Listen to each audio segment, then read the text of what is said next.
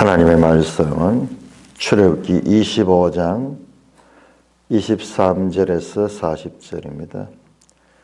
출애굽기 25장 23절. 너는 조각몽으로 상을 만들되 길이는 2규빗, 너비는 1규빗, 높이는 1규빗 반이 되게 하고 순금으로 사고 주위에 금태를 두르고 그 주위에 손바닥 넓이만한 턱을 만들고 그 턱 주위에 금으로 태를 만들고 그것을 위하여 금고리 넷을 만들어 그 네 발 위 네 모퉁이에 달되 턱 곁에 붙이라. 이는 상을 맬 채를 맬 것이며 또 조각목으로 그 채를 만들고 금으로 사라. 상을 이것으로 맬 것이니라.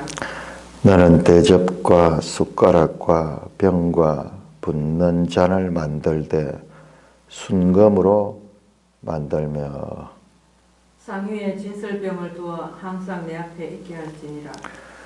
너는 순금으로 등잔대를 쳐 만들되 그 밑판과 줄기와 잔과 꽃받침과 꽃을 한 덩이로 연결하고 가지 6을 등잔대 곁에서 나오게 하되 다른 3가지는 이쪽으로 나오고 다른 3가지는 저쪽으로 나오게 하며 이쪽 가지에 살구꽃 형상의 잔 셋과 꽃받침과 꽃이 있게 하고 저쪽 가지에도 살구꽃 형상의 잔 셋과 꽃받침과 꽃이 있게 하여 등잔대에서 나온 가지 6을 갖게 할지며 등잔대 줄기에는 살구꽃 형상의 잔넷과 꽃받침과 꽃이 있게 하고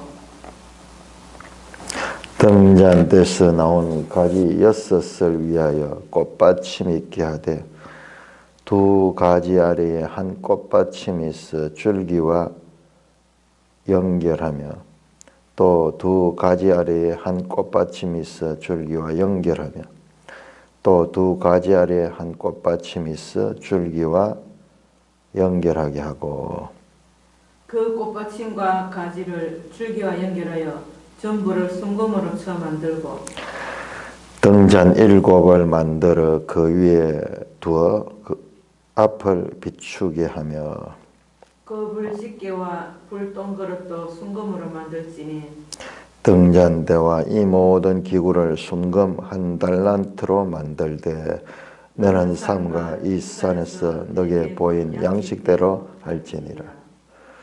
하나님 아버지, 하늘을 감사합니다. 하나님의 정금학 속에 주어지는 기구들을 자세하게 설명하시는 하나님의 뜻도 잘 깨닫게 하여 주옵소서. 예수님 이름으로 감사하며 기도드리옵나이다.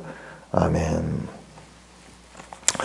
자, 우리가 어제 이 정거궤를 봤는데 우리 그림 한번 볼까요? 다시 한번. 이 그림이 좀 잘못됐어. 정거궤 우리 126쪽.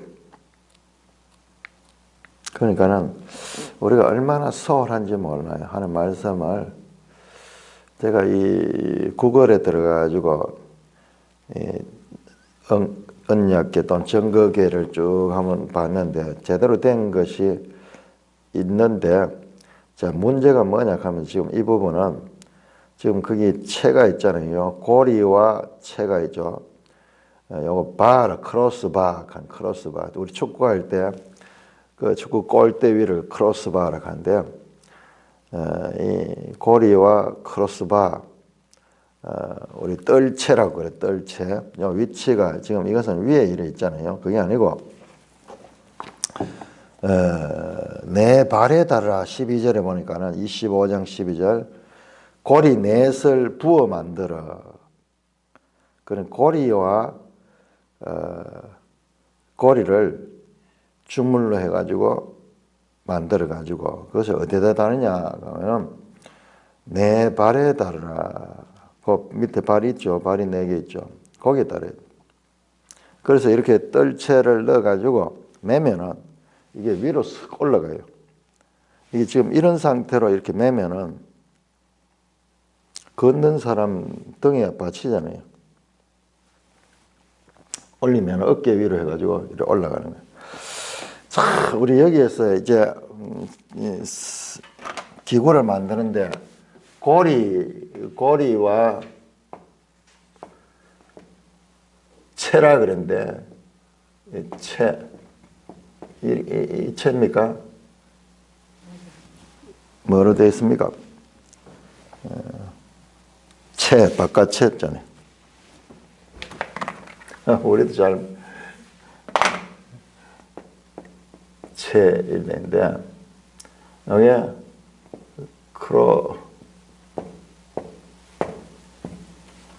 크로스바 가로지르는 막대기 고리 여기 고리 안에다가 채를 넣어가지고 그게 이게 뭐냐 그러면 만들 때부터 이동식이라고 하는 거예요. 이동식 조립식이에요. 조립식. 지금 이런 기구들은 조립이 대체로 좀 많이 안 나오는데 뒤에 나오는 이제 회막 전체 지붕이라든지 그다음에 벽 판체라든지 이런 걸 보면은 전부 조립식이에요. 오늘날 레고 같은 거 이런 게 여기서 나왔네. 얼마나 조립식이냐. 다 조립식. 그게 뭐냐 그러면 근본적으로 이동을 위한 구조라. 제가 어제 그렇게 말씀했죠. 시내산이 하나님과 이스라엘 백성들이 만났던 그 시내산의 만남이 이 지성소가 되고 여기가 성소가 되고 여기가 뜰이 되는 거예요. 뜰. 여기는 백성들이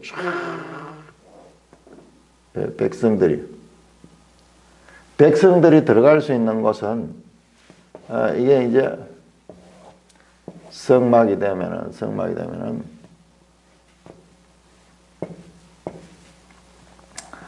물두멍이 있고 번제단이 있고 여기가 지성소가 되고 조금 더 길게 돼야 되겠네요. 이건 정방형이 되고 이건 조금 더 길게 돼. 자, 여기에 떡상과 그리고 이 등잔대가 있고 향단이 있고 물두멍이 있고 번제단이 있고 여기에 동문이 되겠네요. 동문. 여기에는 백성들이 돌아요. 여기에는. 그리고 여기에 번제단에 제물은 백성이 여기에서 드릴 수 있습니다. 자세히 보면은 이 제물을 백성이 잡아야 돼요. 죽이고 그 다음에 껍질을 벗기고 피를 흘리고 각을 뜨고 이거 전부 백성이 제사인이 제사장이 하는 역할은 이들이 다 했는가 그거를 피를 받아가 피를 뿌리고 그리고 이것을 올려놓는 거는 제사장이 해요. 그렇지 않다 그러면은 그 많은 백성의 거를 제사장이 감당 못 하겠죠. 그러니까 이쪽에는 그야말로 여기에 들어와서 이제 짐승을 잡는 거죠. 그 백성들이 돌아오는 것이. 여기에는 이제 제사장만 들어가는 것이고 여기는 대제사장만 들어가는 거예요. 특정 장소로서의 시내산이 이제 이스라엘 백성과 함께하는 성막으로 옮겨졌다. 이것을 아는 것이 너무 중요해요. 이 두 개가 어떻게 연결되는가? 왜 시내산에서 이걸 만드는데 시간을 그렇게 오래 뒀는가? 자, 그러면 우리가 한번 생각해 봅시다. 그 사무엘서에 보면은 사무엘 하할 거예요. 사무엘 하에 이스라엘 백성이 법궤를 빼앗겼잖아요. 그때 나중에 이제 다윗이 그 법궤를 찾아오잖아요. 그때 찾아올 적에 수레에 싣고 오다가 우사가 죽음을 당하죠. 베레스 우사 하는 거. 우리도 그 본문을 보면은 참 이상하게 느껴지거든요. 너무 심하다. 그런데 우리가 이 지금 성막의 기구들을 만드는 과정을 몰라서 그런 거예요. 철저하게 고리와 채를 가지고 이게 목적이 뭐냐? 어깨에다 메고 운반을 해야 된다는 거.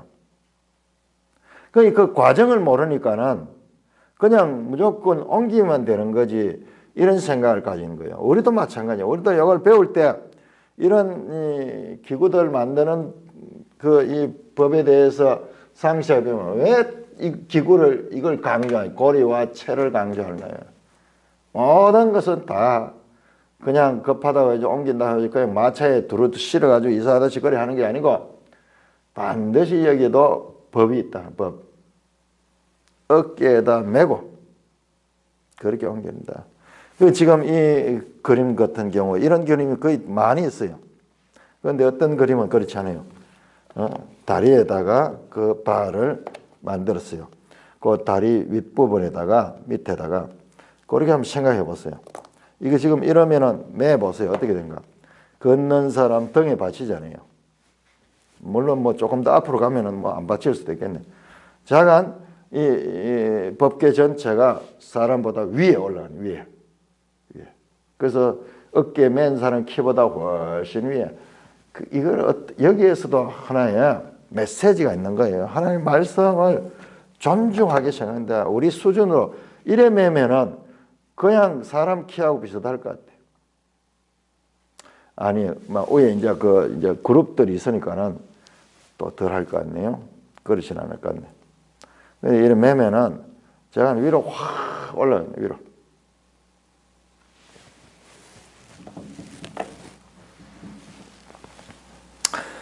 자, 그래서 이제 그런 것도 우리가 이번에 내가 이거를 다시 한번 확인해 봤어요. 저 뒤에 제작할 때는 어떻게 되는가? 제작할 때도 이와 같은가? 이 사람들이 이렇게 그림을 그렸을 때는 뭔가 나름대로 함부로 그리지 않고 근거가 있어서 그럴 텐데 이런 그림을 어떻게 그리는가? 누가 잘못된 그림을 그리는 걸 보고 계속 그걸 따라 그려버리면 이래 되는 거예요. 우리도 이제 성경을 제대로 안 읽어버리면은 그냥 저런 게 이제 하나의 전형으로 자리 잡는 거예요. 이걸 우리가 지적을 해야 돼요. 우리 찬송가 안에도 그런 게 있잖아요. 막달라 마리아가 향유를 부었다. 그 교회사를 보면요. 계속 그 이야기 나와요. 저 중세 미술 보면요. 막달라 마리아 옆에 항상 향유가 있고 막달라 마리아의 상징이 향유예요. 성경에 그런 게 어디 나와요?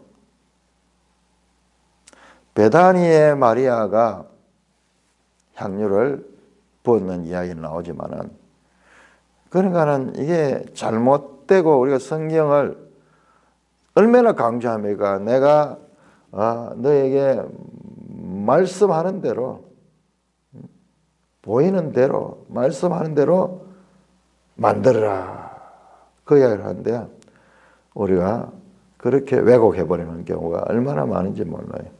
자, 이런 부분도 우리가 짚고 여기 아무것도 아닌 것 같지만은 이게 뭐냐 그러면은 이게 우리가 얼마나 하나님의 말씀을 새겨 듣지 아니하는가, 근성근성 듣는가 이런 그림 그리는 사람 같으면은 이거 본문을 보고 그려야 될 거 아니야. 그러면 이런 일이 안 나올 거잖아요. 그 섣부른 설교자, 섣부른 화가들이 그림을 그리면요. 그 뒤에 사람들이 그걸 따라가지고 계속 그게 사실처럼 그렇게 되게 됩니다. 우리 이 지도책이 참 우리가 높이 평가하고 아주 귀한 거다 생각하지만 이런 부분은 오게티예요. 오게티. 그래서 이 부분은 우리가 지적을 하고 우리 후대들에게는 더 정확하게 전해질 수 있도록 가르쳐야 될 것입니다. 우리가 얼마나 소홀한가. 이걸 그림으로 그릴 때는 이게 두고 오는 세대들에게 영향을 끼치는데 왜 이런 실수를 하는가. 안타깝죠. 그러니까 우리가 설교자도 마찬가지고, 설교자도요, 설교를 할 때 성경을 자기가 제대로 읽고 깨달았고 설교를 해야 되지, 그냥 사람들 설교 집 같은 거 듣고 누구 딴 사람 이야기 듣고 이래 하면은 이제 이런 일이 일어나는 거예요. 계속 그게 전통같이 그렇게 그런 일들이 얼마나 많은지 몰라요. 우리가 발견하지 못해서 그렇지. 자, 오늘 25장 23절에서 30절은 소위 진설상을 만드는 과정입니다. 크기가 보니까는 이게 정거계, 언약계와 크기가 같아요. 그런데 모양은 다르죠. 이거는 앞에 궤는요, 궤는 아크예요, 아크.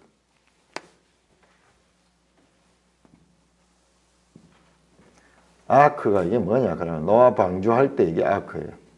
상자예요, 상자. 궤는 상자고, 이거는 테이블이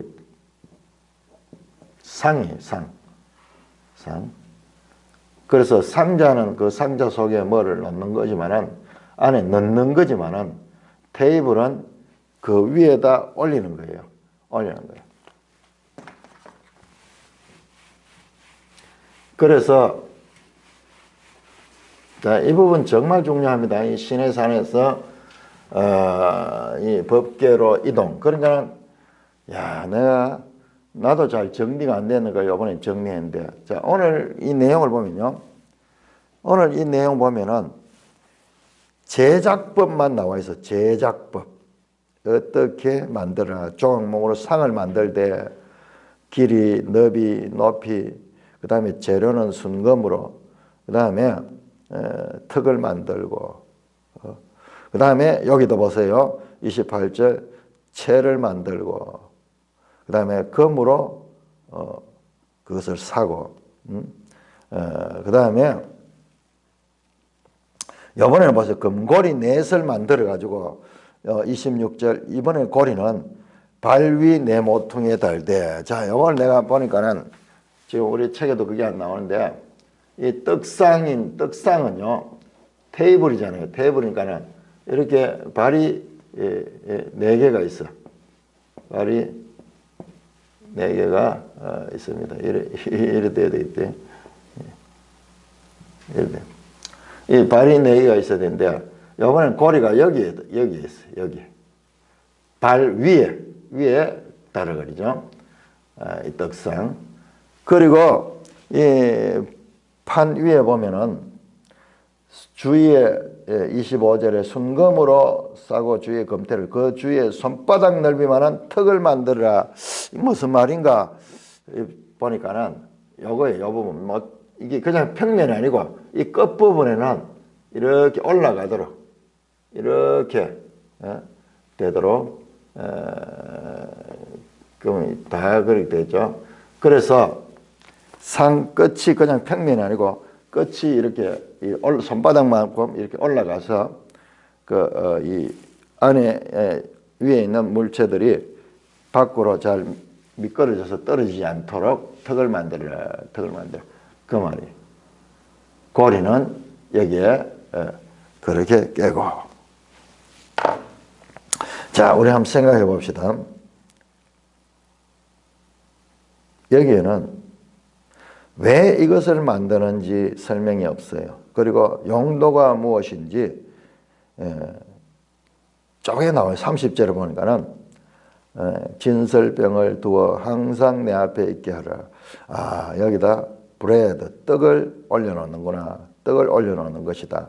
그렇지만은 떡을 몇 개를 올리고 어떻게 떡을 관리하고 이런 부분에 대해서는 전혀 나오지 않았어요. 자, 그 다음에 보세요. 29절 내가 이 말씀을 보면서 이번에 새롭게 발견했는데, 진설 상 위에, 이 상 위에다 두는 것이 그냥 떡만 두는 줄 알았더니 그게 아니에요. 그 위에 음료가 있어요. 29절 보면 너는 대접과 숟가락과 병과 붓는 잔을 만들되 순금으로 만들고 대접이 있고 그 다음에 숟가락도 그 올리고 그 다음에 병과 붓는 잔 요거는 붓는 병과 붓는 잔 붓는다는 게 병과 잔에 다 수식된다고 그렇게 문법적으로 보면은 그렇게 이야기를 합니다.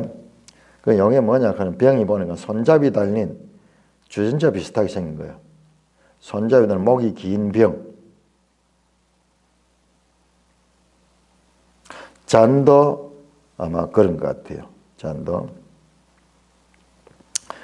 그러니까 떡상 위에는 뭐가 있냐 그러면은 주전자 같은 게 있는 게 주전자 같은 게. 그 다음에 잔도 있고. 이거 처음 봤어요. 그러니까 이런 부분을 왜 그냥 건너뛰 뿌리가 그런 것 같아요. 떡만 있는 게 아니고 그 병에 음료를 담는 것이 있다. 아마 학자들은 이게 포도주를 담았을 것이다. 그렇게 말합니다. 우리 성찬할 때도 떡과 잔이 있잖아요. 이게 또 성찬의 원형이에요. 떡만 있는 줄 알았더니 그게 아니고 그 잔이 있고 병이 있어서 가지고 그 주전자 같은 데다가 그 담아 가지고 그것을 잔에다가 붓는 그것이 나옵니다. 이거 내 혼자 새로 발견하는 것일까요? 그래서 자 이것을 우리가 새롭게 알아야 돼요. 하나님의 말씀을 자세히 보지 않고 그냥 넘어가면 이런 것들을 우리가 알지 못하는 거예요. 이미 이 떡상에 떡과 더불어 음료도 준비가 되어 있었다. 자, 여기서 하나 질문해 보겠습니다.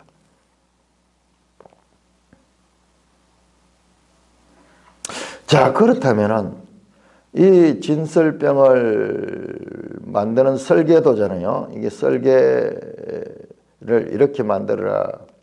그 다음에 이걸 그대로 만드는 내용이 37장 하는 거고요. 37장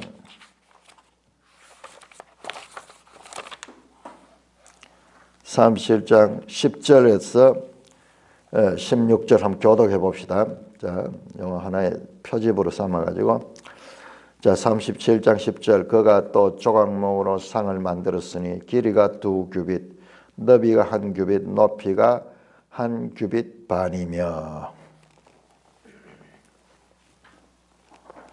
37장 11절 순금으로 싸고 위쪽 가장자리로 돌아가며 금태를 둘렀으며 그 주위에 손바닥 넓이만한 턱을 만들고 턱 주위에 금으로 태를 만들었고 쌍을 위하여 금고리 넷을 부어 만들어 네 발 위 네 모퉁이에 달았으니 그 고리가 턱 곁에 있어서 상을 매는 채를 깨게 하였으며 또 조각목으로 쌍낼 채를 만들어 금으로 쌌으며 상위의 기구 곧 대접과 숟가락과 잔과 따르는 병을 순금으로 만들었더라. 그대로잖아요. 자, 우리 25장에 23절에서 30절에 나오는 진설상을 만드는 양식과 그 다음에 37장에서 나왔던 만드는 방법 똑같잖아요. 그대로잖아요. 그대로 만들었다. 그러니까는 이 출애굽기 구성이 어떻게 되어 있느냐? 37장은 제작하는 거, 그 다음에 이 25장은 설계예요. 같은 내용이 두 번 나오는 게 왜 그러냐? 하나는 설계도고 하나는 실행도, 제작도예요. 그러니까 설계대로 만들었다. 설계대로 만들었다. 명하신 대로 만들었다. 자, 25장은 하나님이 말씀으로 하신 것이고 그 다음에 37장은 인간이 손으로 만든 것이에요. 그런데 그 손으로 만든 것은 말씀을 따라서 만든 것이에요. 이것이 전혀 말하고 있지 않지만은 이 설계도와 그다음에 제작 이 두 개의 관계, 이거 왜 이렇게 지루하게 반복해서 했을까? 요 중간에 뭐가 있나 그러면요, 자, 이 구절 잘 알아야 됩니다. 32장에서 34장이 있어요. 요거 중요합니다. 이건 내가 어떻게 설명할지 정말 중요한 부분을 발견했어요. 요거 있고, 이전에 25장에서 31장, 그 다음에 34장을 지나 35장에서 40장까지 요 내용들이 설계와 제작인데 내용이 똑같아요. 아주 지루하죠. 똑같죠. 근데 왜 이것을 이렇게 비효율적으로 그렇게 계속 나열했는가? 이 설계는 하나님의 말씀이에요. 말씀. 신에서 하나님의 말씀이고, 이것은 사람의 행위. 사람이 만든 거예요. 여기에서 엄청난 메시지가 있는 거예요. 비효율적이고 이렇게 무지막지하게 길게 똑같은 것을 반복해서 했느냐? 아니에요. 그건 우리의 지혜의 한계예요. 하나님이 무지해서 그런 것이 아니라, 우리가 오히려 무지한 거예요. 왜? 우리는 이만큼 이 말씀대로 행위를 하는 것이 쉽지 않다는 거예요. 반복하면서 말씀대로 행해야 된다. 이 이야기를 계속 반복하는 그 하나님의 메시지 전달법으로 봐야 되는 거예요. 우리의 작은 꾀를 가지고 하나님을 마구 평가하니까는 그런 잘못이 생긴 거예요. 이거는 그냥 말씀대로 행하였더라, 설계한 대로 됐더라, 그렇게만 해서는 이해가 안 되는 부분이에요. 계속 반복해서 이것을 봐야 되는 거예요. 자, 그래서 한 가지 더 질문합시다. 자, 그러면 이 설계도 제작구 나와요. 출애굽기 나오는 거는요, 기구의 형식. 성막의 이 제작, 성막의 제작에 가는 거예요. 성막 제작. 그러면 이렇게 만들어진 이 성막을 어떻게 활용하느냐? 만들 때 목적이 있을까요? 왜 만드느냐? 어떻게 활용하느냐는 여기 안 나와 있어요. 30절 보면 상위에 진설병을 또 항상 내 앞에 있게 할지. 여기 잠깐 힌트가 나왔어요. 그럼 진설병을, 어떤 병을 어떻게 두어야 될지 이런 거 나오지 않았어요. 자, 그런 거는 언제 어디에서 하나님이 가르쳐 주실 거예요. 나오잖아요. 떡을 뭐 12개를 만들어 가지고 2개씩 6개씩 넣고 이런 내용이 뒤에 나와요. 레위기에 나옵니다. 자, 그 말씀은 뭐고 이 말씀은 뭐냐? 그 말씀은 뭐고 이 말씀은 뭐냐? 그 말씀은 어디에서 했었고 이 말씀은 어디에서 했는가? 한번 생각해 보세요. 이게 우리가 잘 안 돼요. 이게 잘 안 되고 그냥 모세오경 막 혼란스러운데, 저도 이게 정리가 잘 안 돼서 계속 여기 메모를 해놓고 그거를 지금 추적을 해봤어요. 그냥 막 혼재되어 있는 거예요. 우리 율법 하는 것도 모세 소위 시내산 언약에 제가 원형이라고 해서 원형 19장에서 24장. 그런데 이 외에도 많은 법이 있잖아요. 그러면 이거는 뭐고 그 외에 많은 법, 음식법, 위생법 이런 것들은 뭐냐? 이거는 언제 어디에서 왜 주셨는가? 이거 알아야 돼요. 자, 원형이라고 하는 것은요, 여기에다가 더 첨가가 돼요. 더 첨가가 됩니다. 그러나 이것이 원형이다, 원형, 요거를 구별할 수 있어요. 요거는 언약을 맺을 때 이 사용했던 원형이다. 그러면은 이보다도 훨씬 많은 양의 법들이 레위기에 나오는데 그런 것들은 언제 어디에서 어떻게 주셨는가? 한번 답해 보세요.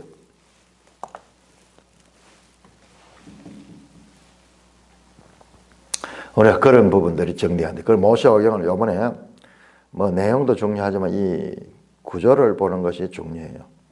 자, 제가 앞에서 이야기했죠. 앞에서 성막과 시내산의 관계를 했죠. 성막은 움직이는 시내산이다. 그러므로 시내산이 고정되어 있는 것이라 그러면 성막은 움직이는 것이다.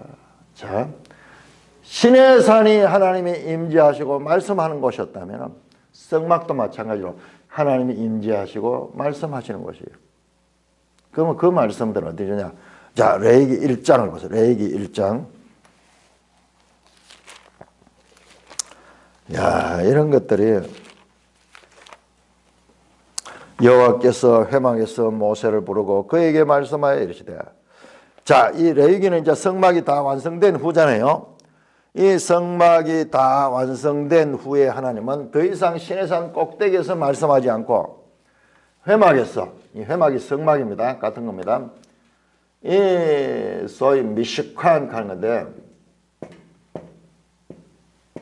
미식관, 이 하나님의 거처의 거처, 이걸 우리가 지금 성막이라고 그렇게 의역하는 거예요. 미식관. 여기에서 하나님이 말씀하는 거예요. 모세에게 말씀하는 거예요. 앞에 정극기에 나왔죠? 정극기 할 때 그렇게 말했잖아요. 자, 25장 22절. 거기서 내가 너와 만나고 속죄소 위 곧 정극의 위에 있는 그룹사에서 내가 이스라엘 자손 위에 내게 명령할 모든 일을 이루리라. 이 성막이 만들어지고 다 만들어지고 난 다음에는 이제 모세가 시내산에 올라갈 필요 없고 이 속죄소, 이 정거궤에서 말씀하시는 그 말을 듣고, 그런 레위기의 말씀은 언제 어디서 들었느냐? 시내산 올라가서가 아니고 바로 이 성막 안에서 성막으로 임재해 오신 성육신이 성육신, 소위 하나님께서 사람의 손으로 만든 그곳에 임재하셔서 말씀하신 것이라. 이 개념을 우리가 잘 알아야 돼요. 이게 나중에는 요한복음 1장에 보면은 말씀이 육신이 되어 우리 가운데 거하시고, 그 말씀이에요. 모세 시대에 하나님이 이 거처를 이 미식관을 거처를 이 텐트 속에 거처하시고 이스라엘 백성들이 있는 땅으로 오셨잖아요. 땅으로 오셨잖아요. 요한복음 1장에서 말씀이 육신이 되어 우리 가운데 거하시고, 하나님의 말씀이신 예수 그리스도께서 사람의 몸을 입고 이 땅에 텐트를 치셨다. 그렇게 돼요. 자, 우리 한번 볼까요? 요한복음 1장. 정확하게 지금 이 말씀들과 연결돼요. 1장 14절 말씀이 육신이 되어 우리 가운데 거하심에 되죠. 내가 거할 성소를 그들이 나를 위하여 지어라. 25장 8절이에요. 25장 8절. 내가 거할 성소를 지어라. 이 성막이 성막. 25장 8절에 내가 거할 성소. 요한복음 1장 14절에는 말씀이 육신이 되어 친히 우리 가운데 거하셨는 거예요. 우리가 그의 영광을 보내 아버지의 독생자의 영광이여 은혜와 진리가 풍성하다. 그러니까는 여기 보세요. 바로 앞에 시내산에 여호와의 영광이 24장 16절에 여호와의 영광이 시내산 위에 머무르고 구름 가운데 있어. 17절 산 위에 여호와의 영광이 이스라엘 자손의 눈에 맹렬한 불같이 보였고, 이렇게 시내산 위에 영광이 임했는데 이번에는 보세요. 어디에 임하냐? 그 영광이 그 아들에게 임하는 거예요. 말씀이 육신이 되어 우리 가운데 거하시는 그 영광이, 아버지의 그 영광이, 시내산에 임했던 그 영광이 이제 예수 그리스도께로 임하는 장면이 나온 거예요. 철저하게 이 과정이 있는 거예요. 과정이. 시내산 언약의 과정에 계시된 그 하나님이, 이건 산 위에서 멀리서 그렇게 임했지만 이 하나님이 이 땅에 임한 거예요. 그리고 또 한번 보세요. 2장에 가면은 예수님께서 요한복음 2장에서 제일 먼저 하는 게 뭡니까? 요한복음 2장에서 예루살렘 성전에 들어가잖아요. 그야말로 성전에 들어가시고, 이 성전을 흘러 2장 13절부터 14절 그 성전을 청소하시고, 이 성전을 흘러 내가 사흘 만에 지겠다. 이 건물 성전이 아니라 이 시내산에서 성막에서 성전을 이것이 아니라 이 모든 것의 원형인 예수님이 이 땅에 오셨나요? 그래서 내가 성전이다. 그대로 지금 이 말씀과 연결되고 있는 그 철을 가지고 이 땅에 내려오신 그 하나님 예수 그리스도께서 이 땅에 그 철을 정하시고 이 땅에 새 성전이 되시면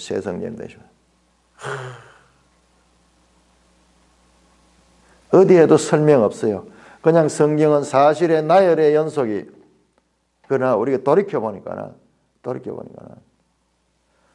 이렇게 연속성을 가지고 하나님은 우리에게 자신을 알리셨다. 이 과정들에 대해서 우리가 이해가 있으면 예수 사건에 대한 이해도 우리가 얼마나 깊을 수 있는데요. 성령이 하는 일이 바로 그 일이에요. 이 과정들과 예수 사건의 연속성을 우리에게 감동으로 깨우쳐 주시고 알아가는 거예요. 그걸 히브리서 저자가 그걸 발견했잖아요. 이런 것들은 다 모형과 그림자다.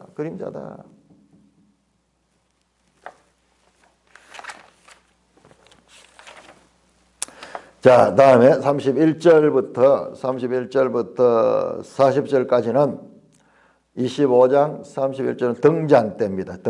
등잔대를 만드는 데는 한 덩어리로 만드라는 게 강조돼요. 금 한 달란트를 가지고. 그럼 어떻게 한 덩어리를 연결해서 만드냐? 이게 좀 쳐서 만드냐? 쳐서 두들겨 가지고 쳐서 하면은 금이 이렇게 얇게 이렇게 펴지고, 많이 치면은 금이 그냥 종이장 같이 판판하게 펴지기도 합니다. 그래가지고 입히는 박을 입힌다 그러는데, 그렇게 금을 사용하고 전부 재료가 금이에요.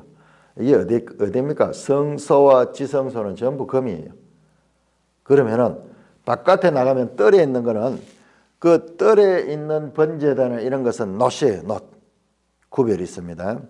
이 금은 하나님의 신성을 상징하는 그런 재료입니다. 그래서 글로 순환은 참 복잡한데 모양이 여기 메노라 강의다.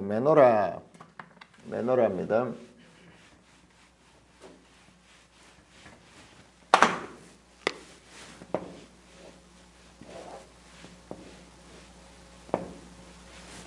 이렇게 하나, 둘, 세 개, 좌우 세 개씩, 그 다음에 중간에 하나 해서 7개, 7가지의 이 메노라가 이렇게 된 것 같아요.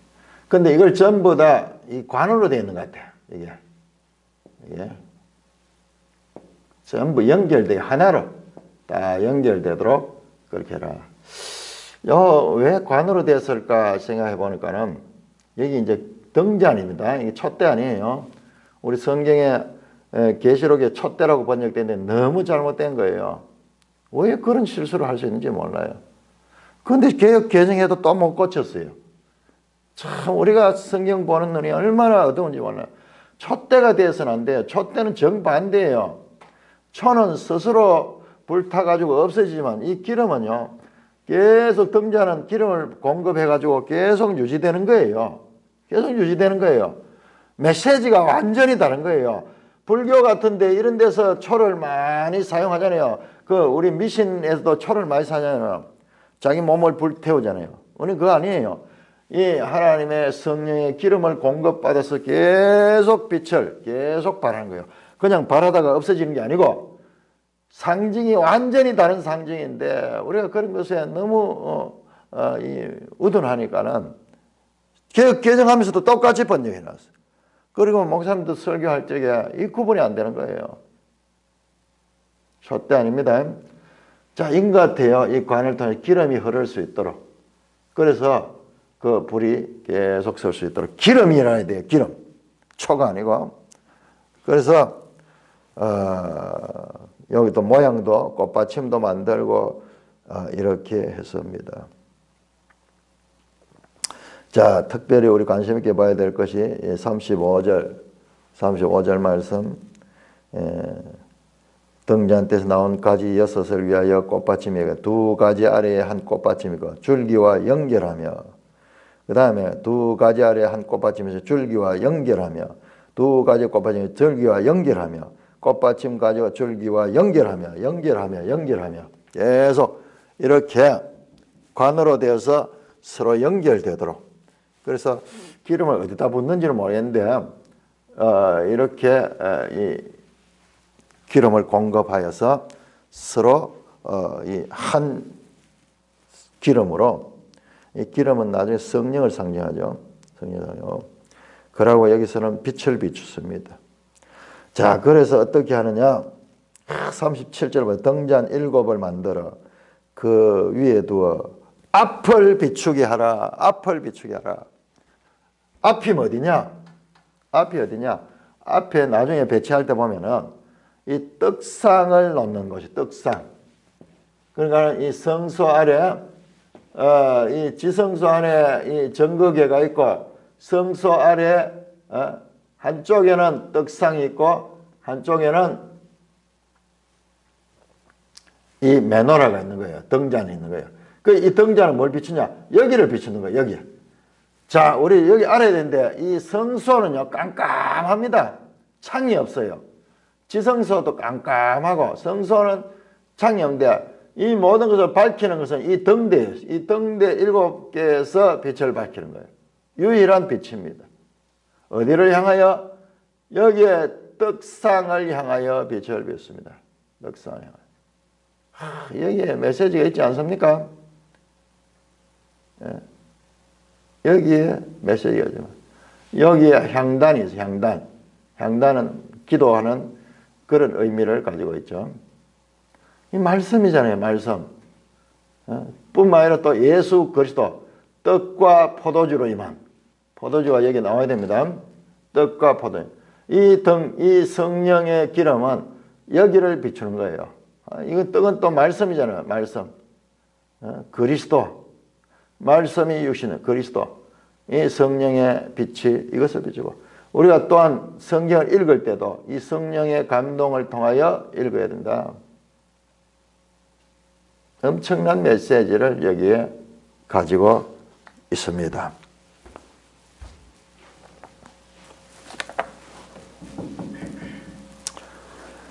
(37) 등잔 7을 만들어 그 위에 두어 앞을 비추게 하며 불집게와 불똥그릇도 순금으로, 전부 금이네요. 집게조차도 불똥그릇도 등잔대와 이 모든 기구를 순금 1달란트로 만들되, 1달란트 같으면 그 양이 많은데요. 그러니까 우리 달란트 비육하는 게 엄청난 거예요. 달란트. 1달란트만 5달란트만. 1달란트만 해도 어마어마한 양이. 자, 그리고 40절 너는 삼가 이 산에서 내게 보인 양식대로 할지니라. 자, 하나가 빠졌습니다. 이제 여기 성소 안에 두 개가 나왔어요. 떡상과 진설병이 나왔으면 이제 당연히 분향단이 나와야 돼요. 분향단. 그러나 여기 나오지 않습니다. 여기 나오지 않습니다. 분향단이 안 나와요. 26장 넘어가면 너는 성막을 만들되 그러면서 성막 제작하는 것이 나옵니다. 자, 그러니까는 이것도 우리의 생각을 여기서 한 번 더 생각하게 만들어요. 왜 등잔 때가 나오지 않을까? 성경에 읽을 때 항상 이런 게 있어요. 우리가 몇 가지 원리를 발견하고 그 원리를 다 적용하면은 그렇게 하는데 그것을 또 그렇게 하지 못하도록 또 거기에 우리의 생각 속에 갇히지 않는 그런 변화가 있어요. 돌연변이 같은 그런 게 있어요. 우리 세상 질서에도 그렇잖아요. 딱 이제 안에 이제 정거계 나왔고 이제 법계 나왔고 정거계 나왔고 떡상 나왔고 등잔대 나왔으니까 당연히 이제는 향단이 나와야 된다. 그렇게 생각하면서 듣고 왔는데 나와 안 나와. 어디에 나오느냐? 저 뒤에 한번 가볼까요? 30장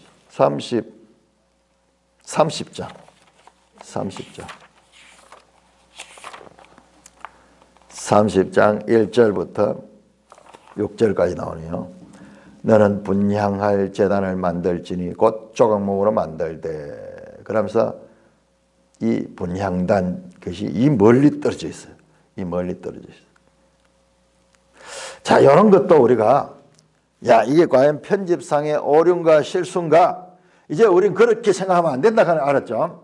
자, 여기 가면 이제 엄청난 걸 배우게 돼요. 32장에 34장에서. 엄청 성경이 어떤 책인가? 엄청난 걸. 우리 앞에서도 19장에서 24장 여기에서도 18장이 제가 이야기했잖아요. 돌연변이장이다. 갑자기 이 앞에 나오던 15장에서 17장까지 시내산 가기 전에 그 행진 과정 그 이야기와 전혀 다른 시간적으로 보면은 저 뒤에 있을 실제로 레위기에 나올 시간인데 거기 여기에 나왔듯이 18장 나오지. 그러니까 이것을 자유주의 신학자들은 이 돌연변이장 때문에 이 성경 전체의 권위를 무너뜨리는 오류가 있다. 오게티로 봤는데 그 오게티가 아니라 이 오히려 더 오게 다이아몬드예요. 나중에 가면 이게 저 민수기와 연결되는 걸 제가 말씀을 드렸죠. 자, 이제는 우리가 함부로 성경에 조금 우리 생각에서 벗어나는 그런 것들이 있다고 함부로 이거 잘못됐다, 오류가 있다 이런 식으로 판단하는 데서 벗어나야 돼요. 오히려 그런 부분에 우리가 이 하나님의 말씀을 알 수 있는 어마어마한 내용이 들어있어요. 그러나 제가 아직 발견하지 못했어요. 자, 여기에서 지금 분향단이 왜 저 뒤에 나오는가, 따로 나오는가 발견하지 못했지만은 한번 기억을 해놓자고요. 체크를 해놓고 넘어가자고요. 자, 그러면은 자, 제작할 때는 어떻게 되는가? 저 35장 이후 제작할 때는 어디 나오는가? 자, 37장 1절 한번 37장 제작할 때는 요 순서대로 나와요.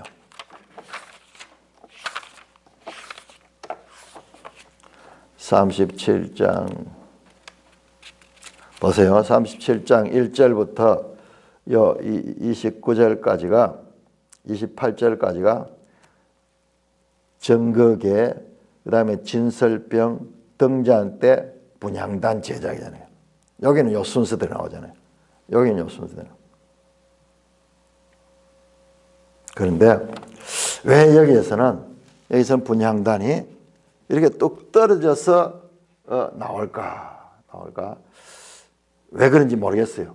그러나 이제 이런 걸 만나면은 캐션 마크를 달고 성령께 한번 성경이 이게 편집상의 오류입니까?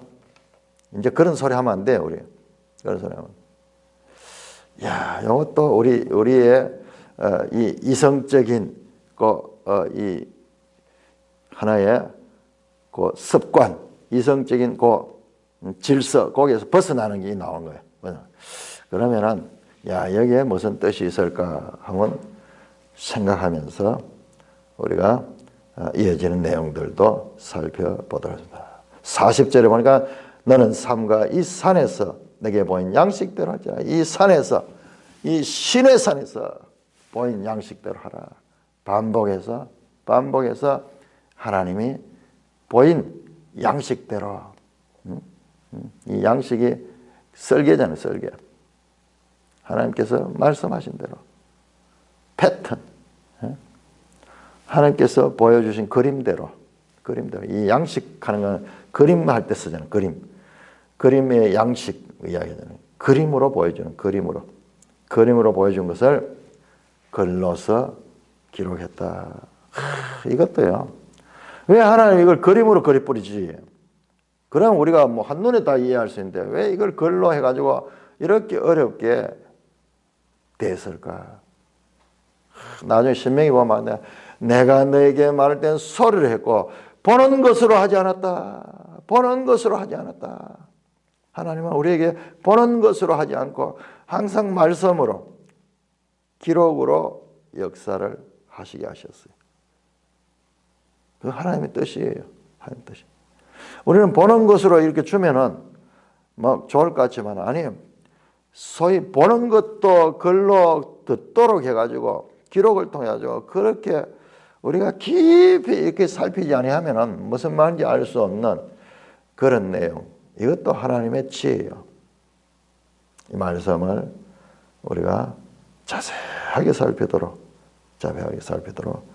그렇게 하고 있습니다. 자, 오늘 우리 정리 한번 다시 해보면요.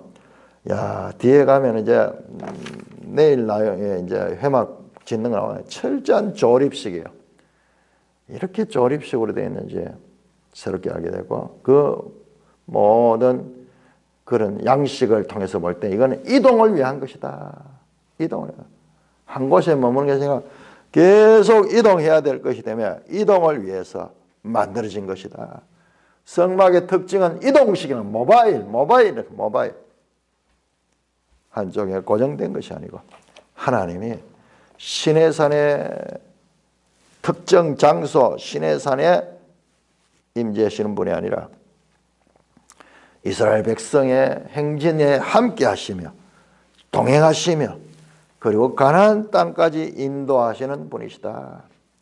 이 메시지를 정하고 있고, 그리고요, 이것이 바로 우리 신약에 와서 예수 그리스도께서 우리에게 성령을 보내주셔서 우리가 모바일 생큐리티, 움직이는 성전이에요. 우리는 움직이는 성전이에요. 이거를 우리가 기억해야 해요. 하나님의 목적이 여기에 있는 거예요. 우리를 움직이는 성전으로 삼는 것. 너의 마음을 찢고 마음의 할례를 행하고 내가 너희 법을 주고 내 영을 너에게 주겠다. 그래서 너희로 성전 삼고 너희 삶을 통해서 하나님의 성전의 빛과 소금이 세상에 비치도록 하겠다. 이것이 성경을 통해서 신구약 성경을 통해서 하나님이 보여주는 말씀이에요. 그러니까 이런 부분도 얼마나 은혜가 됩니까? 모바일로 만들었다. 조립해서 이동할 수 있도록. 이 부분이 엄청 중요한 메시지가 있어요. 그래서 왜 다윗 때 그런 실수, 웃사의 실수를 그렇게 하나님께서 강하게 징계했는가? 하나님이 만드신 뜻과 하나님이 하라고 하신 그 기능을 따라서 하나님의 것을 대해야 된다. 하나님의 것을 대할 적에 그냥 우리 생각대로, 우리 마음대로, 편리한 대로 그렇게 하는 것이 아니야. 그런 게 아니야. 이런 말씀 없는 말씀, 그런 말씀은 안 나와 있어요. 그럼에도 불구하고 말씀 없는 말씀을 우리에게 강하게 하고 있다. 성도의 삶, 교회 시대 성도의 삶도 어떻게 그러니까 하나님 말씀의 빛을 따라서 살아라. 하나님 말씀도 성령의 빛을 따라서 그 말씀을 깨닫도록 하라. 말씀을 빛을 비추어서 자세히 알도록 하라. 우리가 얼마나 그러한데 약한 존재인가. 아까 그 그림 봤잖아요. 법계 그림도 분명히 발에다가 고리를 만들어 그러는데 고리를 저 위에다 떡 달아놓고는 하나님 말씀대로 했다고 내가 이 책을 비난하려고 한 게 아니라 그런 일들이 많이 있다. 우리도 몰랐어요. 이때까지는 그냥 모르니까 그냥 봤잖아요. 하나님 말씀을 자세히 우선순위를 두고 볼 적에 하나님이 누구시며 그리고 하나님의 뜻이 어디에 있는가 그리고 우리가 하나님의 말씀을 어떻게 배워야 될까 이 과정을 중요시해야 된다. 이런 부분 모세 오경이 흐릿하니까는 나중에 이 신약 성경도 흐릿하게 되는 거예요. 모세 오경을 이 모든 성경의 기초가 된다. 기초가 된다. 다시 한번 생각하게 되는 것입니다. 찬송가 198장입니다. 찬송가 198장.